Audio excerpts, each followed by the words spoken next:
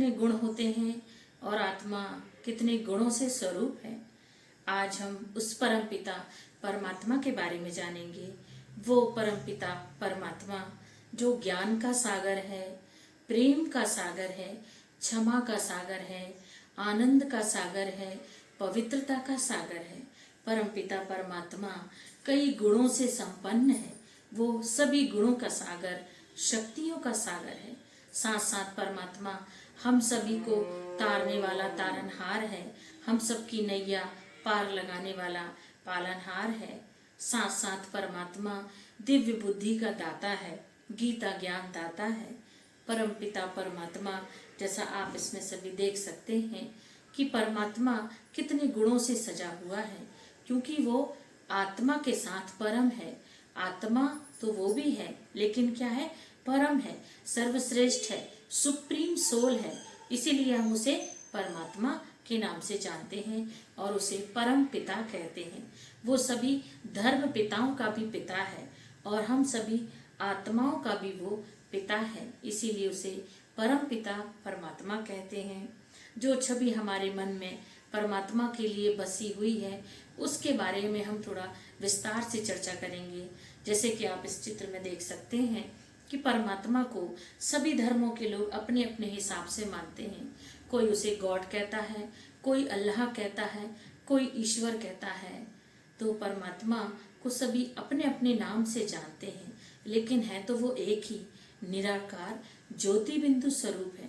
जैसा कि आप इसमें देख रहे हैं, परमात्मा के बारे में दिखाया गया है कि सबसे ऊपर चमकता हुआ सितारा निराकार ज्योति बिंदु, नीचे सभी पूजन करने वाले हम सभी देवी देवताएं।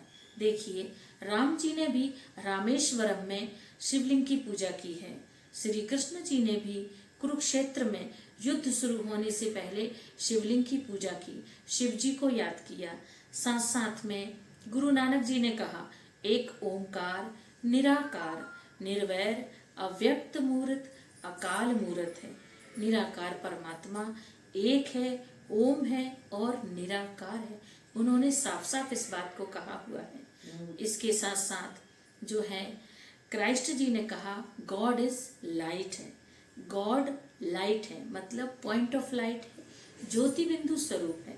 क्राइस्ट जी के बाइबल में लिखा हुआ है GOD God, generator, operator, destructor, तीनों काम कराने वाला स्वयं परम पिता परमात्मा है। इसके साथ हमारे मुस्लिम भाई बहन इसे कहते हैं अल्लाह। वो कहते हैं अल्लाह नूर है, अल्लाह प्रकाश है, ज्योति बिंदु है, पॉइंट ऑफ लाइट है। इसके साथ साथ जो अपने वो हज करने जाते हैं मक्का मदीना में, तो वहाँ एक गोल पत्थर रखा हुआ है। उस गोल पत्थर को वो लोग चूमते हैं, अपने हाथ से स्पर्श करते हैं। जब तक वो उसे नहीं चूम लेते हैं तो उनकी यात्रा पूरी नहीं मानी जाती है। इसके साथ साथ हम देखते हैं अमरनाथ में भी शिवलिंग है, सोमनाथ में भी शिवलिंग है। तो वो निराकार दिए के ऊपर वो ज्योति जो पॉइंट ऑफ लाइट चमकती है, वो शिवलिंग उसका प्रतीक है। शिवलिंग, शिव अर्थात कल्याणकारी और लिंग मतलब प्रतीक, निशान, सिंबल। तो शिवलिंग कल्याणकारी का प्रतीक है। जो दिए के ऊपर ज्योत चमक रही है, उसी को ही हम निराकार परम पिता परमात्मा कहते हैं। इसके साथ साथ भाई बहन आप देखते हैं कि हम सभी लोग कहीं ना कहीं निराकार परमात्मा को ही मानते हैं।